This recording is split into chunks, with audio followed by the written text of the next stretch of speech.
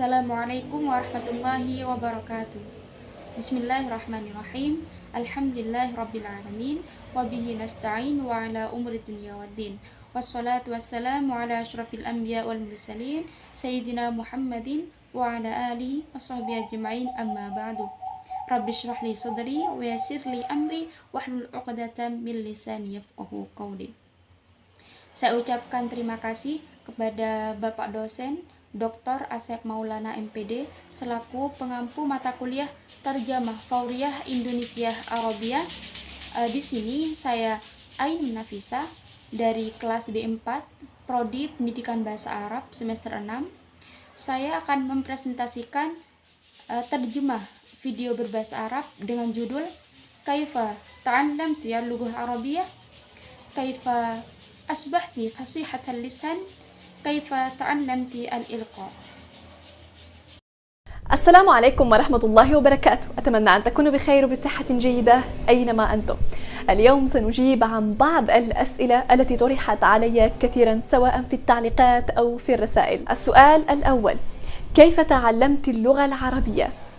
كيف أصبحت فصيحة اللسان؟ كيف تعلمت الإلقاء؟ اليوم ستنكشف الستائر. Saya harap Anda dalam keadaan baik dan sehat dimanapun Anda berada. Hari ini kami akan menjawab beberapa pertanyaan yang banyak ditanyakan kepada saya, baik di komentar maupun di pesan. Pertanyaan pertama, bagaimana Anda belajar bahasa Arab? Bagaimana Anda menjadi fasih? Bagaimana Anda belajar diksi? Hari ini tirai akan dibuka. أولا يجب أن نعلم أن اللغة العربية من أصعب اللغات على الإطلاق، وأن اللسان العربي هو اللسان الوحيد الأقوى في تعلم جميع لغات الشعوب بكل سهولة وطلاقة.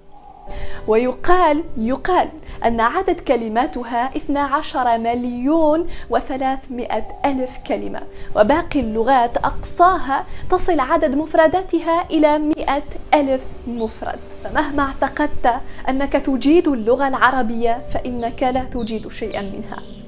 Pertama, kita harus tahu bahwa bahasa Arab adalah salah satu bahasa tersulit secara umum, dan bahwa bahasa Arab adalah satu-satunya bahasa yang paling kuat dalam mempelajari semua bahasa bangsa dengan mudah dan lancar. Dikatakan jumlah kosakatanya 12.300 juta kata, dan bahasa lainnya jumlah maksimum kosakatanya mencapai 100.000. Bagaimanapun Anda beranggapan bahwasanya Anda pandai dalam bahasa Arab, sesungguhnya Anda belum pandai dalam bahasa itu. السؤال الثاني: كيف أصبحت فصيحة اللسان؟ أعتقد أن هناك 3 أمور لعبت دورا مهم. سنبدأ بالقرآن الكريم. قواعد القرآن الكريم تحسن مخارج حروفك، فمن أراد فصاحة اللسان عليه بقواعد القرآن. أما الأمر الثاني أعتقد أنه مضحك نوعا ما. كنت أشاهد المسلسلات التاريخية مع والدي حين كنت صغيرة، السيرة النبوية ومسلسل يوسف عليه السلام، وأتذكر مسلسل عمر رضي الله عنه، وقصص الأنبياء والمرسلين يعني، فكانت كلها تعرض باللغة العربية. Pertanyaan kedua, bagaimana Anda menjadi fasih? Menurut saya ada 3 hal yang berperan penting. Kita akan mulai dengan Al-Quran. Kaidah-kaidah Al-Quran dapat memperbaiki makharijul huruf Anda. Siapapun yang menginginkan kefasihan lidah harus mengikuti kaidah-kaidah Al-Quran. Untuk yang kedua, saya pikir ini agak lucu. Saya biasanya menonton cerita sejarah dengan ayah saya ketika saya masih kecil. Kisah Nabi dan kisah Nabi Yusuf. Dan saya ingat cerita Umar, semoga Allah meridhoi dia, dan kisah para nabi dan rasul. Semuanya ditayangkan dalam bahasa Arab. وأنا كنت أقلدهم صراحة، فحين تنتهي الحلقة كنت أقوم بتقليد المشهد الذي أثر فيه. ويحك يا عمر، هو دخلت الإسلام؟ صراحة كان هناك مشهد لهند بنت عتبة أتذكره، شيء ممتع جدا للغاية. كانت تقول: حمزة هل تسمعني؟ أنا هند بنت عتبة. هل تذكرت قتلك يا حمزة؟ أبي، أخي، عمي، هل يكفيني موتك؟ الموت قليل عليك. وحشي، السق أريد كبدة. المشهد أعدته أكثر من مرة، ما تبغاش تسبق لي. Dan saya langsung meniru mereka. Ketika episode selesai, saya biasanya meniru adegan yang mengesankan, seperti takutlah wahai Umar, masuklah Islam. Ada adegan Hindun binti Utbah yang saya ingat itu sangat menarik. Dia sering berkata, wahai Hamzah, kamu ingat kepadaku? Aku Hindun bin Utbah. Apakah kamu ingat yang membunuhmu, wahai Hamzah? Ayahku, saudaraku, pamanku. Apakah kematianmu cukup untukku? Apakah kematianmu tepat padamu? Wahsy lebih berhak. Aku sangat menginginkanmu. Adegan ini berulang lebih dari satu kali. المهم الأمر الثالث هو قراءة الكتب، لكن قراءة الكتب لا تساهم في فصاحة اللسان بنسبة عالية، لكنها قد تعلمك مفردات جديدة. صراحة أنا أعرف أشخاص مهووسين بقراءة الكتب لكن لا يملكون لسان فصيح، فأنا أنصحكم بالتركيز على قواعد القرآن الكريم ومشاهدة المسلسلات التاريخية مع التقليد طبعا. Hal penting ketiga adalah membaca beberapa kitab. Tetapi membaca beberapa kitab tidak memberikan kontribusi pada kefasihan dengan kecepatan tinggi. Tapi itu mungkin mengajari Anda kosakata baru. Jujur, saya tahu orang-orang yang terobsesi dengan membaca beberapa kitab, tapi mereka tidak memiliki pengucapan yang cakap. Saya menyarankan Anda untuk fokus pada kaidah-kaidah Al-Quran dan menonton cerita sejarah dengan kebiasaan tentunya. السؤال الثالث كيف تعلمت الإلقاء؟ صراحة هذا موضوع يحتاج حلقة خاصة، لكن كالعادة سأحاول أن أختصر لكم الأهم والمفيد. الإلقاء فن، فإذا طبقت ما أقول ستكتسب هذا الفن. الإلقاء الجيد يحتاج إلى الثقة في النفس، هي الأساس. الإلقاء الجيد يحتاج إلى الثقة في المحتوى الذي ستقدمه. إذا كنت واثقا أن محتواك دسم أو معلوماتك صحيحة فإنك ستتحدث بكل ثقة وأريحية. الإلقاء الجيد يحتاج إلى فصاحة لسان. الإلقاء الجيد يحتاج إلى استعمال مفردات متنوعة مع الحرص على عدم تكرارها. Pertanyaan ketiga, bagaimana Anda belajar diksi? Jujur, ini adalah topik yang membutuhkan episode khusus. Tetapi seperti biasa, saya akan mencoba merangkum yang paling penting dan berguna untuk Anda. Diksi adalah seni. Jika Anda menerapkan apa yang saya katakan, Anda akan memperoleh seni ini. Diksi yang baik membutuhkan kepercayaan diri. Diksi yang baik membutuhkan keyakinan terhadap konten yang akan Anda sajikan. Jika Anda yakin bahwa konten Anda cakap atau informasi Anda benar, Anda akan berbicara dengan percaya diri dan nyaman. Diksi yang baik membutuhkan kefasihan berbicara. Diksi yang baik membutuhkan penggunaan berbagai kosakata. Berhati-hatilah agar tidak mengulanginya. حاول وأنت تتحدث أن تخرج الكلمات ممتلئة. دعوني أعطيكم مثال لكن بدون ملء الكلمات. سأتحدث بطريقة عادية. كانت لدي مقابلة عمل وكان مديري شخص راقي في تعامله، لكن إذا ملأت الكلمات أقول كانت لدي مقابلة عمل وكان مديري شخص راقي في تعامله. فن الإلقاء لا نحتاجه فقط أمام الكاميرا أو أمام الجمهور، لا، بل أيضا في مقابلة عمل، فإلقاؤك الجيد يعطي صورة جيدة على شخصيتك. نستعمله أيضا في مواقف يتطلب منك أن تكون راقيا زيادة. Saat Anda berbicara, cobalah untuk mengeluarkan kata-kata sepenuhnya. Biarkan saya memberi Anda sebuah contoh, tetapi tanpa mengisi kata-kata. Saya akan berbicara secara normal. Saya memiliki wawancara kerja, dan manajer saya adalah seorang pria. Tetapi, jika saya mengisi kata-katanya, saya katakan saya memiliki wawancara kerja, dan bos saya adalah orang yang pintar dalam urusannya. Kita tidak perlu hafalan hanya di depan kamera atau di depan penonton. Tidak.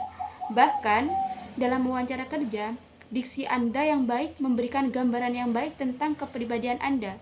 Kami juga menggunakannya dalam situasi yang mengharuskan Anda untuk menjadi lebih elegan. فنحن في حياتنا العادية أو حياتنا اليومية لا نتحدث بكل هذه الرسمية وبهذه النبرة. فبصراحة أنا تصلني انتقادات من أشخاص قد عرفتني أو تعرفني شخصيا، يقولون، طبعا ليس الجميع، يقولون لا تتحدثين في الواقع مثل ما تتحدثين في اليوتيوب.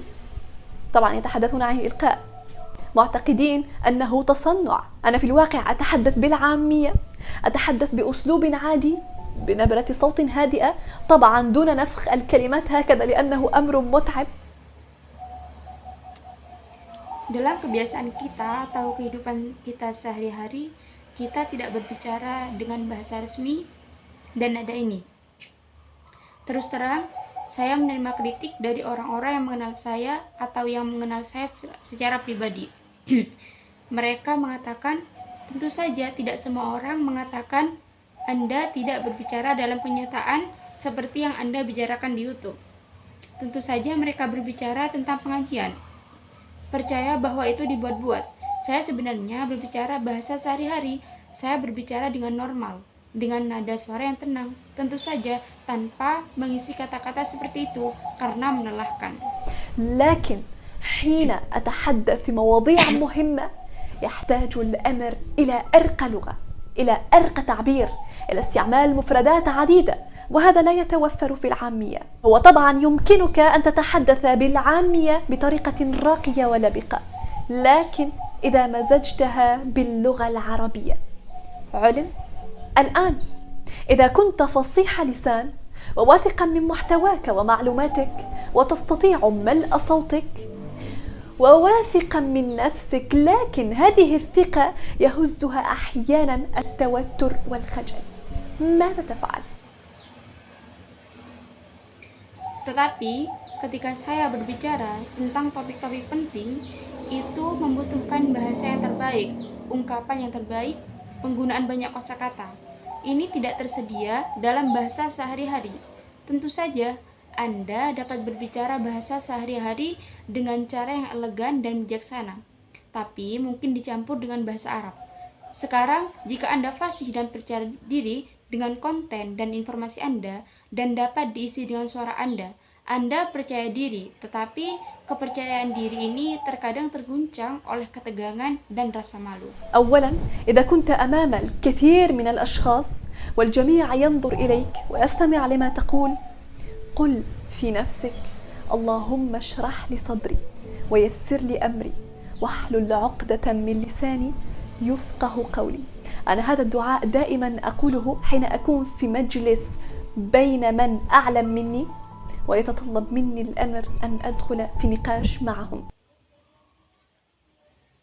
Pertama, jika Anda berada di depan banyak orang dan semua orang melihat Anda dan mendengarkan apa yang Anda katakan, katakan pada diri sendiri dan berdoalah, Ya Allah, lapangkanlah dadaku dan mudahkanlah urusanku, dan lancarkanlah lidahku agar mereka memahami perkataanku.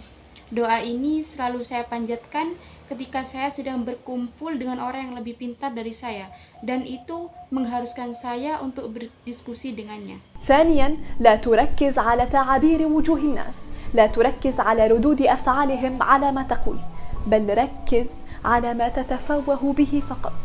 شتت نظرك، انظر إلى الجميع ثم إلى أبعد نقطة، فالمستمع أو متلقي الخطاب سيعتقد أنك تركز مع الجميع، وهو في الحقيقة أنت تركز على ما تقول فقط. وإذا شعرت بالتوتر حاول أن تحرك يديك وأنت تتحدث، أو اللعب بالقلم للتخلص من ذلك الضغط الذي تشعر به. وأنجح طريقة بالنسبة لي هي شبك اليدين، وإن لاحظتم هي طريقة تستعمل بكثرة. Kedua, jangan fokus pada ekspresi wajah orang. Jangan fokus pada reaksi mereka terhadap apa yang Anda katakan. Pada hakikatnya, fokus saja pada apa yang Anda katakan. Jika terganggu, lihatlah semua orang hingga ke titik terjauh. Pendengar atau penerima pidato akan berpikir bahwa Anda fokus dengan semua orang, Bahkan, Anda fokus pada apa yang Anda katakan saja. Jika Anda merasa gugup, coba gerakkan tangan Anda saat berbicara, atau mainkan pena untuk menghilangkan tekanan yang Anda rasakan. Dan metode yang paling berhasil bagi saya adalah bertepuk tangan. Jika Anda perhatikan, itu adalah metode yang sering digunakan. Selanjutnya, kita akan membahas tentang strategi terjemah yang digunakan. Yang pertama, dalam kalimat As-sirah an-nabawiyah wa musalsal Yusuf alaihi salam wa tadhakkaru musalsal Umar radhiyallahu an wa qisasul anbiya wal mursalin yani.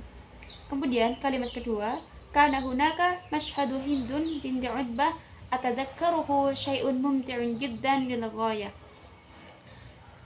Kalimat atau kata Yusuf, Umar, dan Hindun binti Utbah itu termasuk strategi pure borrowing karena mengambil ungkapan atau kata bahasa sumber ke dalam bahasa sasaran tanpa perubahan atau penyesuaian, dan kata-kata tersebut ialah termasuk nama orang.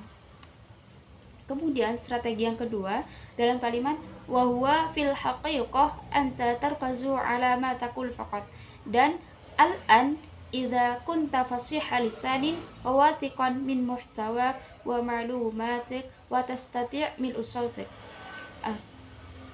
Kata yaitu al-haqiqah dan fasiha. Al-haqiqah yang artinya hakikat dan fasiha yang artinya fasih itu termasuk strategi naturalisasi, yaitu mengambil ungkapan atau kata bahasa sumber ke dalam bahasa sasaran dengan penyesuaian pada ejaan atau pelafalan. Kemudian strategi yang ketiga dalam kalimat as-su'alu ats-tsalis kaifa ta'allamti al-ilqa.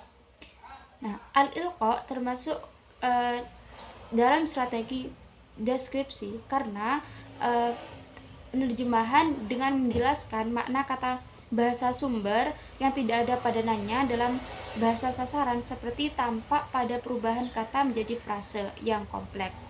Seperti al-ilqa dijadikan frase yang kompleks, yaitu menjadi pilihan kata di dalam tulisan yang digunakan untuk memberi makna sesuai dengan keinginan penulisnya.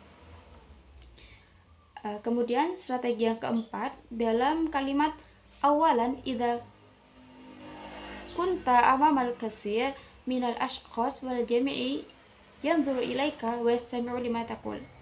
Nah, dalam kalimat ini adalah strategi penerjemahan literal, yaitu upaya mencari tatanan bahasa dari bahasa sumber ke dalam bahasa sasaran dengan cara menerjemahkan kata demi kata atau frasa demi frasa.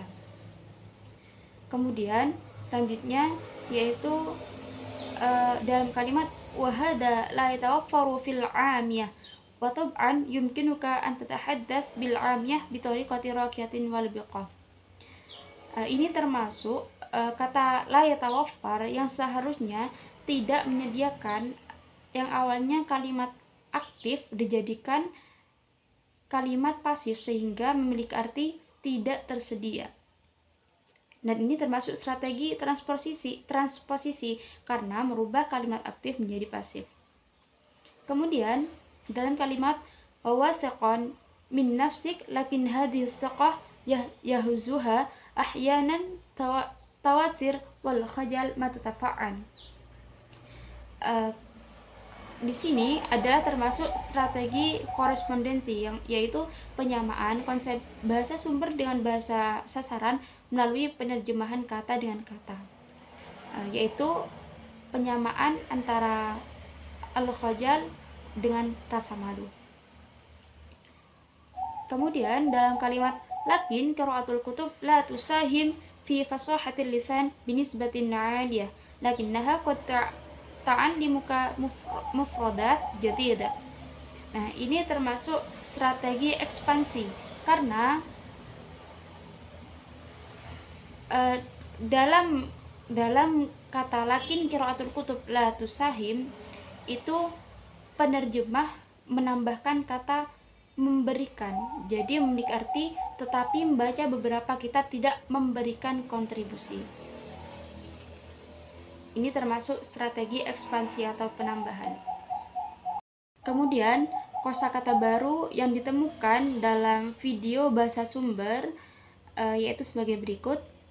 At-ta'liqu atau at-ta'liqat ialah komentar atau ulasan. Inkasyafa yankasyifu inkisyafan, terbuka. Adadun jumlah, bilangan. I'taqada ya'taqidu, yakin, meyakini. Daurun peran. Tahassana tahassanu, memperbaiki. Musalsalun rangkaian atau serial. Arodo ta'arudu, tayang, menayangkan. Qallada yuqallidu, meniru. Sorohatun, kejujuran, keterbukaan, ketulusan. Al-halaqah, episode. Istahaqqa yastahiqu, layak, pantas, berhak. Sahama yusahim, berpartisipasi atau berperan. Mahwusina, kutubuku. At-tarkiz ialah pemusatan atau fokus. Iktasaba yaktasibu, memperoleh, mencapai. Athiqah, keyakinan. Mumtali'ah, penuh. Muqabalah, wawancara atau pertemuan. Nabrotun, nada, bunyi. Nafakha, mengisi. Yatatallabu, membutuhkan. Ta'biru, ungkapan atau pertanyaan. Tawaffara yatawaffaru, menyediakan. Mazaja yamzuju, mencampur. At-tawattur, ketegangan. Al-khajal, malu. Nuqtah, titik. Al-dhabtu, tekanan. At-takhallus, menghilangkan. Lahadha yulahizu, mengamati atau memperhatikan. Tarakkaza yatarakkazu, konsentrasi.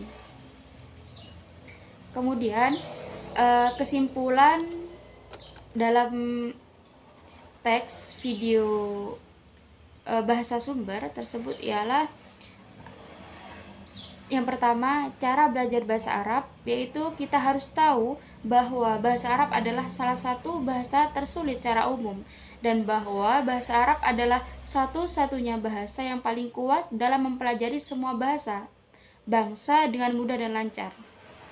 Kemudian yang kedua, ada 3 hal yang berperan penting untuk kita menjadi fasih. Yang pertama, siapapun yang menginginkan kefasihan lidah harus belajar kaidah-kaidah Al-Quran. Yang kedua, sering menonton cerita sejarah berbahasa Arab seperti sejarah Nabi, sejarah Rasul, sejarah Nabi Yusuf, Umar, dan lain-lain. Dan juga ketiga, yakni sering membaca kitab. Yang ketiga, yaitu bagaimana cara belajar diksi. Cara belajar diksi ialah jika Anda berada di depan banyak orang dan semua orang melihat Anda dan mendengarkan apa yang Anda katakan, katakan pada diri sendiri atau berdoalah, ya Allah, lapangkanlah dadaku dan mudahkanlah urusanku dan lancarkanlah lidahku agar mereka memahami perkataanku. Kemudian cara belajar diksi selanjutnya ialah jangan fokus pada ekspresi wajah orang, jangan fokus pada reaksi mereka terhadap apa yang Anda katakan. Pada hakikatnya, fokus saja pada apa yang Anda katakan. Jika terganggu, lihatlah semua orang hingga ke titik terjauh. Pendengar atau penerima pidato akan berpikir bahwa Anda fokus dengan semua orang. Bahkan, Anda fokus pada apa yang Anda katakan saja. Jika Anda merasa gugup, coba gerakkan tangan saat berbicara atau mainkan pena untuk menghilangkan tekanan yang Anda rasakan.